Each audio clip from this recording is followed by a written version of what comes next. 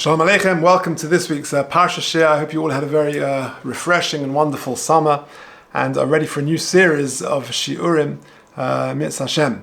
So, here we go, Parsha's Seitzei. Parsha's Seitzei contains more mitzvahs than any other Sedra, so far as I know. It contains 74 mitzvahs, and included in those mitzvahs are very famous and very interesting mitzvahs, Yefas Toya, the inheritance for a Bechor, Ben Sora Umura, Hashavas Aveda, Kantzipur, the mitzvah of Ma'akeh, of building a roof, a fence around their roof, Kilayim, not marrying a mamzer, Moav and Ammon, paying workers on time, Ribis Yibum, the mitzvah of destroying Amalek. So a very packed Sedra.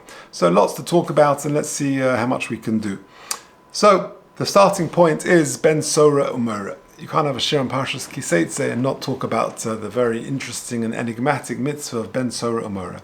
So let me share with you an interesting insight. The pasuk says, if you're listening online, please please do email me at j.golker@gmail.com. I'll send you the handout. Let's just read through the pasukim. Ki yeh le'ish ben sora umura. A man has a child who is rebellious, and then he's not listening to the voice of his father, the voice of his mother. V'yisro so, and they warn him, v'lo yishma aleihem, and he's not listening to them. V'sofsu by aviv v'imma v'tzir sel zikne ira v'ashar mekoymei. They take him out. V'amrel zikne ira b'neinu zeh sora umura. They tell the elders of the city that our son is rebelling. Einenu shomeh b'kodeinu zol v'sovei. He's eating in a very gluttonous, indulgent way. Rugamu kol anshe ira ba'avonim, and he gets skila. Umeisu bi'ar toharam b'kirbecha kol Yisrael yishmu v'yiro. And that should be a warning for the entire Jewish people. Those are the psukim in this week's Sedra. Now the Gemara in Sanhedrin famously, Daf Ayin Aleph Amud Aleph, says the following: Omer Rabbi Shimon, V'chim epnei she'ochel zeh tartei mebaso, v'shasa chatzi lug yayin ho'etalki.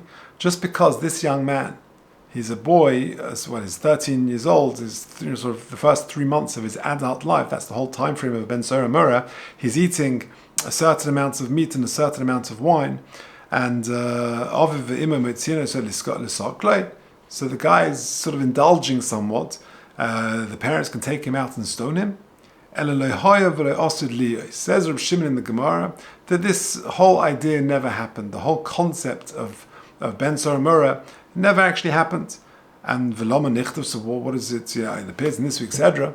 Says the Gemara in Sanhedrin, Droish v'kabel schar. Is there just to teach us we can darshan it, we can expound, we can learn from it, and we can receive reward for it. And then Rabbi Yonason argues and says, I saw it and I sat on his keva. Fine, that's the Gemara in Sanhedrin, explaining that particular machlokes. I think we discussed that last year, the Chasm Sofer, but I want to bring out a different point this year.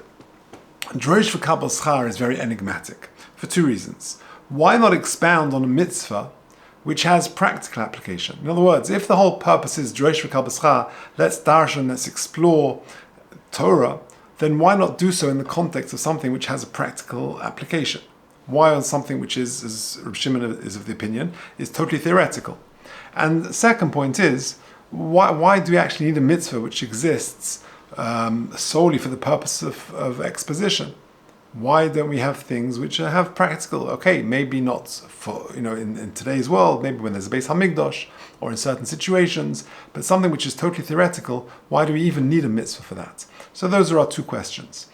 Famously, Rashi in Chumash in this week's Sedra says that the Ben Sora is killed for his present actions, as there is no hope for his future. Rashi says in the third box on the page, Lo dibra Torah lekeneged yetzer hara. Shemena Kodesh Baruch Hu, sorry, this is the wrong Rashi. This is the wrong Rashi. But Rashi says it's Nidon al Shem Soifei, that he's brought al Shem Soifei for what's going to be with his future, because the Torah sort of sees the very slippery slope that this young man is pursuing, and therefore he's killed for his future because there's no hope for this young man. And that really is the eternal message of Ben Sora Umura. Because, according to Rav Shimon, Lo hoya v'nivra, this is never possible. This is all theoretical, because it's not possible to conclude that somebody doesn't have hope. There will never exist a person for whom there is no hope. Every single person has tremendous potential and the power to achieve greatness. And that's exactly the point. The Torah is telling us, when Reb Shimon comes along and says, Lo hoyev lo osid liyos, that it's all theoretical and drosh v'kal b'schar, the Torah is telling me a very powerful and eternal message that every single person does have hope. That it's not true to ever suggest that does not exist a person for whom there is no hope. Everyone has hope. There's the famous story, the elephant rope story, that it's well known that a large adult elephant can be tied to a stake with a simple rope, and then he'll sort of stay in the area controlled by his handler. And the elephant doesn't try to escape. Why not? Because as a young and as a small animal, the same rope was strong enough to hold it. And it grew up believing it couldn't break free from this rope. And therefore, years later, the animal is huge and can push and destroy and can conquer. And yet, a little rope tied to a peg can hold it back. Because ultimately, this elephant is a prisoner of its own limiting beliefs. And the truth is, for many of us, we are also prisoners of our own limitations, of our own limiting beliefs, often formed during childhood, or often formed as a result of negative experiences, setbacks, criticism, and sometimes, especially in the month of Elul, because Parsha's Seitzei always falls in the beginning of the month of Elul, it's teaching us this important message that we should challenge the self-imposed ropes and free ourselves of them to try and achieve the potential that we all have. Failures really become opportunities for growth. They shouldn't hold us back. The famous anecdote and quote of Thomas Edison. Thomas Edison was probably the most prolific inventor in American history. He invented the light bulb, and he has over 1,000 patents in his name. In thousands of inventions. And as I said, the most famous invention was the light bulb. And there's a debate how many attempts he made. Either 1,000 or 10,000 or something of that number. But he said, and famously he said, I haven't failed 1,000 times. It's just that I found 1,000 ways that didn't work. It's just a question of reframing it. He refined his attempts to succeed. He didn't see himself that's failing 999 times and succeeding on one occasion. That each time was a step closer. He just found different ways it didn't work, and he refined how to improve it. So that is the answer to our question. Drosh v'kabel schar is indeed enigmatic, and the Torah Dafka expounds on a mitzvah to teach us that this is indeed theoretical according to Reb Shimon. But the message is that lehoyev le'nivra, that this person who's got no hope, so then the Torah is confident we can get rid of him, but it's all a theoretical thing, because it doesn't exist. No person has no hope. That we all have potential, and we have to sort of cast off the limiting ropes that sort of limit our ability to achieve. Okay, and that really, if you think about it, is one of the messages of the Eishes Yefas Toya. That's also how the Parsha begins. Let's take a look at that. The Parsha begins,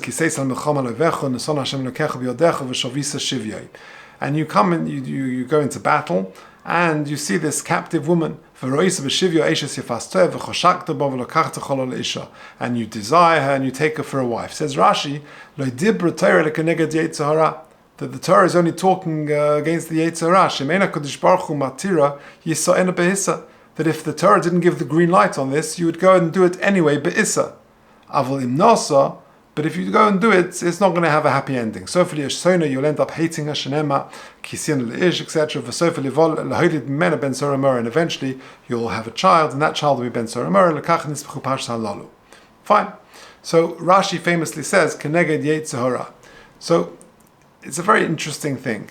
What exactly does that mean? So I saw in the Sefer, the Chidushei Halev, which is Reb Heinrich Leibowitz. Reb Heinrich Leibowitz was the Rosh Yeshiva of Chofetz Chaim. He was the son of Reb David Leibowitz, who was the nephew of the Chofetz Chaim. And he came to America and he died young, even in his 40s. And his son, Reb Heinrich Leibowitz, was 23 years old. And he stepped up to be the Rosh Yeshiva. And he was the Rosh Yeshiva, I think, for nearly 70 years. And Yeshivas Chofetz Chaim in New York. And he's got a Sefer Chidushei Halev, and he says a very beautiful point in the Yefas Toya, which I think is the same sort of theme as the point we mentioned about the Ben Sorah. Let's read it inside. I'm on the paragraph 3 on the second page. Mavur medivrei Chazal, Because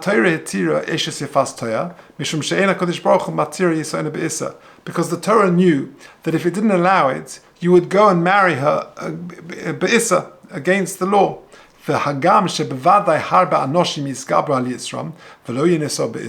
True, many people will overcome their temptation and they will not marry her. That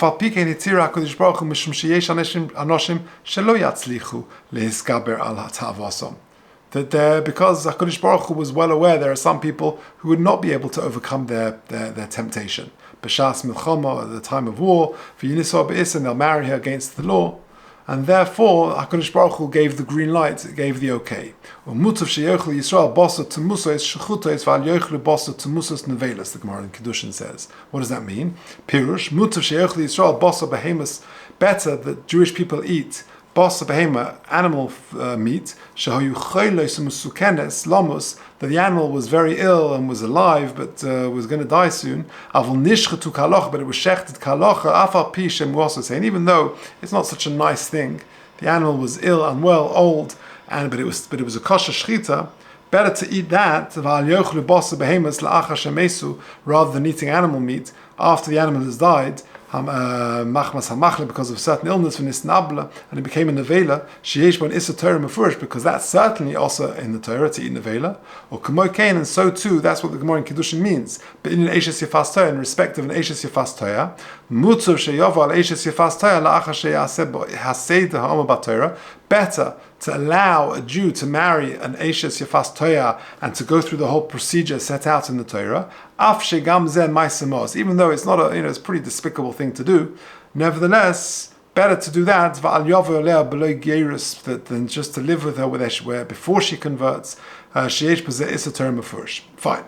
Listen now. Here comes the point. The Slobodka Shiur, Rabbi Isaac Shor, he quotes, you see from here the greatness of the Jewish people. You see from here that every Jewish person has the potential, the ability to keep every mitzvah in the Torah. Because if he did not have the ability to overcome his temptation, HaKadosh Baruch Hu wouldn't have commanded us to do it. In other words, you see in the case of Eishes Yefas Torah, that was a bridge too far. That HaKadosh Baruch Hu, as it were, had to say that it's okay, that it's allowed to give the green light to it, because many people will not be able to overcome their temptation at a time of war. But the implication is that every other issa in the Torah, we can overcome it. That it's dafka the Yefas Torah that we would struggle with. And therefore the Torah says, okay, that lo dibra Torah keneged Yitzhara, if ein HaKadosh Baruch Hu matir yisona be'issa. But any other issa in the Torah, we can overcome it. That's exactly the point. That's the message of the Ben Sora Mura. There is hope that we shouldn't limit ourselves by self-imposed ropes. And so too, when it comes to Eishes Yefas Torah, the message is that there is not a single issa in the Torah that we can't overcome. And I think that's a very important, powerful message for the month of Elul, that we sometimes are conditioned to do things we shouldn't do. But those are self-imposed ropes. We can overcome them. That it's Yefas Torah that is the exception. But any other issa in the Torah, we've got the ability to stand up and to overcome it. Okay, let's press on. One other area that I want to explore today is Shiluach HaKan, the very enigmatic mitzvah of sending the mother bird away. Says the Pasuk in Dvarim Chaf Beis, Pasuk Zayin, Shalech teshalach es ha'em, v'esabonim tikach loch, l'man yitav loch v'arach l'yomim, the famous Pasuk. Now, I came across a beautiful piece of the Zera Shimshon, become very popular in recent years, and let's go through this piece over here from the Zera Shimshon. Amrin and Hossam, the Medrash says in Dvarim Rabbah Isvov, Yesh mitzvah shematzen schera covered. There are some mitzvahs where the reward for the mitzvah is to get honor. V'yesh matan scheren oisha, and there are some where the reward is wealth. This is the Medrash in Dvarim Rabbah. Matan schera shel al kan mitzvazu. What is the matan schera? What is the reward for this mitzvah of Shiluach HaKan? Says the Medrash, Im ein lecha bonim ani nis lecha bonim. If if parents don't have children, then the reward for doing the mitzvah of Shiluach HaKan is to have children. Shenema v'sabonim tikach loch. Says the Zera Shimshon, v'af b'zeh tzarachian. What's the connection of having children, particularly with the mitzvah of Shiluach HaKan? I can explain to you with simplicity. Because the same medrash in the next Ois Zayin says, if you perform the mitzvah of Shiluach HaKan, that will expedite Moshiach coming. Because it says about Moshiach Shiluach, as it says in the penultimate pasuk in the whole of Novi, Malachi Perek Gimel pasuk Chaf Beis, I think that should be Chaf Gimel. Hine onochi sholeach lochem es Eliyahu Novi. I'm sending you Eliyahu Novi. So you see Shiluach with Moshiach. And the Gemara, and therefore that's the connection. If Shalech to Shalach Esaim, there'll be a kiyum of Hine Onochi Shalech Lochem Es Eliyahu Novi. That's what the Medrash says. Of a Perek Daled B'Yevamos. Says the Zera Shimshon. It says in Yevamos and Daf Samach Balak Beis Amud Aleph, Ein Bein David Ba Ad Sheyichle Kol HaNeshama Shebeguf. Mashiach will only come when all the neshamas that are in the storehouse, as it were, the repository of neshamas, are going to be released. They're going to be sort of sent down to this world. Says the Zera Shimshon, V'hoel shematan schorem shel mitzvah, since the rewards of the mitzvah of Shiluach HaKan, sheyimahel lovim melech Moshiach, it expedites the coming of Moshiach. Mishum hachi yifkedu l'bonim. That's why a person who performs Shiluach HaKan will have children, kedei sheyichlu kol neshama shebeguf, because that's part of the process of making sure Moshiach can come quickly, i.e., all the neshamas that are in this repository called the guf are able to be sent down to this world. So it's a hechatim, it's a means, it's a way of making sure Mashiach will come, because you're fulfilling the Gemara in Yevamos of Eimen David Bar Sheich V'Chol Neshama Shebeguf. And then he adds on another paragraph. Yesh Lema. The Isva Medrash, he quotes a Medrash which he says is a Zoya and it's a Kunei Zoya. Huva B'Sifsei Kohen Parsha Zu Ki Mitoich Shu Mishalech Esoim. When a person sends away the mother bird, the mother bird is worried, is very anxious about the child left in the nest. And it's so distraught that it wants to kill itself. And out of its tremendous pain, the tsar, the certain agent, the malach, whatever that is appointed over the oifas, over birds, seeks mercy from Hashem. HaKadosh Baruch Hu becomes full of compassion. If this Sar, this Malach, that's in charge of those, he is in charge of Ahi Oifes, Anish, Anirachman, me, says HaKadosh Baruch Hu about himself, I'm a Rachman, or many Heim Rachman, all Rachmim comes from me, La Rachem Al Bonai, should I not have mercy on my own children? Woe, I destroy my Beis HaMikdash, Migarim Kol Zeh, Oiseh Shekim Es HaShluach. So you see, HaKadosh Baruch Hu, it's Ma'ure Rachmanas in HaKadosh Baruch Hu. So you see the mitzvah of Shiluach HaKan is Ma'ure Rachmim from Hashem, ultimately to send Moshiach, Ad Kan Hashem. That's the Medrash quoting the Zoya. Or whatever, the also brought in the Tikkun Zoya, but it's a Medrash in Rus. So you see, that's why the Shiluach HaKan can bring the Geula. So a very interesting piece of the Zera Shimshon. Why is it Dafka Bonim that is the reward? Why does the Medrash say Dafka Bonim is the reward for Shiluach HaKan? And also the Medrash says that it's sending of Moshiach. The answer is that that's exactly the point. It's ultimately to send Moshiach, as the Zohar says, that it's going to bring and expedite sending of Moshiach. How does it do that? By sending the children, because that expedites the sending of Moshiach. I'm just going to finish off with something I said last year, but I can't not mention it. We're starting school again tomorrow, and we go visit the Keva, Rabbi Schonfeld, who founded our school Hasmonean 81 years ago, and he's a man who saved thousands of lives in the kinder transport. And I just want to mention just one thing from the Noam Megodim. Look at the last box on the page, some majestic idea. It says,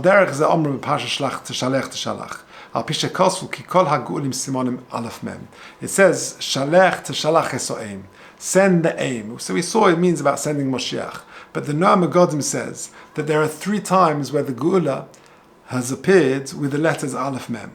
But Mitzrayim, the Aleph Mem was Aaron and Moshe.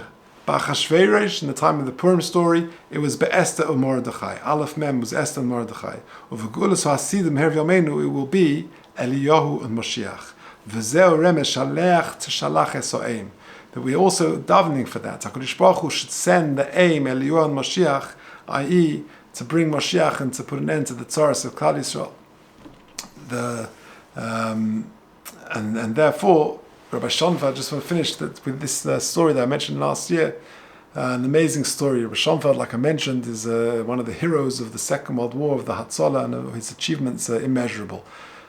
Bringing over 4,000 children on the kinder transport and setting up the Jewish secondary school movement, of which Hasmonean is, of course, a key player. One time, he was a young man, he was in his 20s. His father had passed away, and he was the Rav of the Adash Shul in Stamford Hill, and he was running the whole kinder transports, and he was starting the schools, and he was the mother, the father, the carer of all these children whose parents invariably had stayed and never to see them again, stuck in Europe. And one time, according to the British legislation, he was allowed to bring the children over, but he had to account for every square meter for each child. He had to make sure there was enough room and to assure the British authorities that they were comfortable and they had enough room. And then he realized that his mother, who was a widow, as Almona, was living in the main bedroom in his family home. And he thought to himself, if he could move his mother up to the attic room, that would free up a large bedroom and he could bring over a few more children. So he had to have that sort of awkward conversation with his mother, would she be willing to go upstairs to this attic room? And of course he did so, and the mother was very kindly agreed. And he brought over more children, and though there are those at the time who quipped that he was Mekayim, the posuk of Shalech to Shalach Eso'im, Va'abonim Tikach Loch. He sent his mother, as it were, up to that room, and he was able to take more children. But you see from here that the whole connection of how it's Ma'ir Rachmim in Shemaim, and ultimately it brings Moshiach, and the three Geulas that we've had two in the past and one to come still, is always with the simonim of Aleph Mem, Shalech to Shalach Eso'im. The first one was Aaron and Moshe, and then in the time of Purim, Esther and Mordechai, and La'asid Lava, Bekar of Mamish, please God, it should be Eliyahu and Moshiach. So there we have it, three, I think, ideas from this week's Sedra. Parshas Seitzei, 74 mitzvahs, a packed Sedra, Ben Sora Mera. What is Pshat that Reb Shimon says that it's all theoretical? It would never happen, Lo Hoya, V'lo Osid Liyos. Well, what does that mean? Drosh v'kabel schar is a very strange, is very enigmatic. Why not expound on a mitzvah which has practical application? Why do we need the mitzvah which only appears with the purpose of exposition? The teretz is, no, that's exactly the point. That the Ben Sora Mora is killed because there is no hope for his future. But he is the exception because it can never happen, because it's not true. That is the eternal message of the Ben Sora Mora. There will never exist a person for whom there is no hope. We have to just cut off their self-imposed ropes like the little elephants or the large elephants. And that's the point. We don't fail. We actually grow from our failures. We have to just reframe it. Thomas Edison, I haven't failed. I've just found 1,000 ways that don't work. And that's the message of Eishes Yefas Toya as well. That is here, the Torah says, I'll give you the green light. The implication, of course, is that in all other areas, we have the ability to overcome any challenge. And then in Shiluach HaKan, the connections we've discussed between Bonim and ultimately sending Moshiach, which we should merit, Mitzvah Hashem, very, very soon. Thank you.